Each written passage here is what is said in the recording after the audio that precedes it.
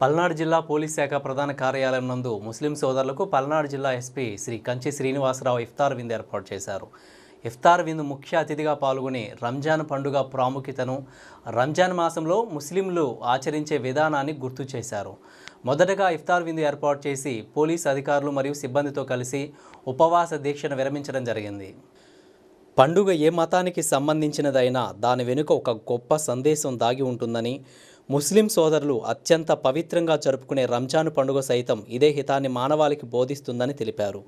పవిత్ర గ్రంథం ఖురాన్ అవతరించినది రంజాన్ మాసంలోనే కావున ఈ మాసంలో ముస్లిం సోదరులు భక్తి శ్రద్ధలతో ఉపవాసాలు ఉండి ఫిత్రా మరియు జకాత్ దాన ధర్మాలు చేస్తుంటారని తెలిపారు. అనంతరం ముస్లిం సోదరులకు భోజనాలు ఏర్పాటు చేసి వారితో కలిసి పల్నాడు జిల్లా ఎస్పీ శ్రీ కంచి శ్రీనివాసరావు భోజనం చేయడం జరిగింది. ఈ కార్యక్రమంలో శ్రీ ఎస్పీ గారితో పాటు అదనపు ఎస్పీ జేవి సంతోష్ గారు, నర్సరావుపేట డీఎస్పీ కె నాగేశ్వరరావు గారు, వెల్ఫేర్ ఆర్ఐ ఎల్ గోపీనాథ్ గారు, జిల్లాలోని ముస్లిం పోలీస్ అధికారులు మరియు పోలీస్ సిబ్బంది పాల్గొన్నారు.